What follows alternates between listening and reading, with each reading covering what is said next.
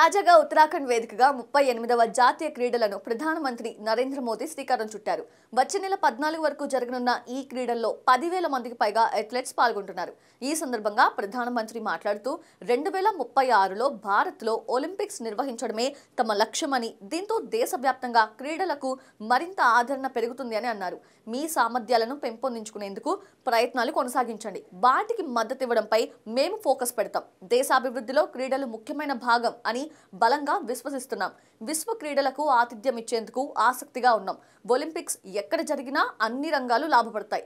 ఇలాంటి mega టోర్నీస్తో athletes కి మరింత మెరుగైన సౌకర్యాలు అందుబాటులోకి వస్తాయి అని నరేంద్ర మోదీ అన్నారు.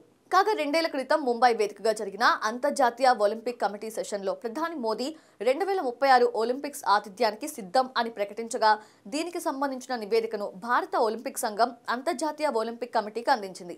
ఇక మన జాతీయ క్రీడలకు డెహ్రాడూన్ ప్రధాన వేదిక కాగా మొత్తం 7 నగరాల్లో పోటీలు నిర్వహిస్తున్నారు. 18 రోజుల పాటు జరగనున్న ఈ ఆటల్లో 32 క్రీడాంశాల్లో పోటీలు జరగనున్నాయి.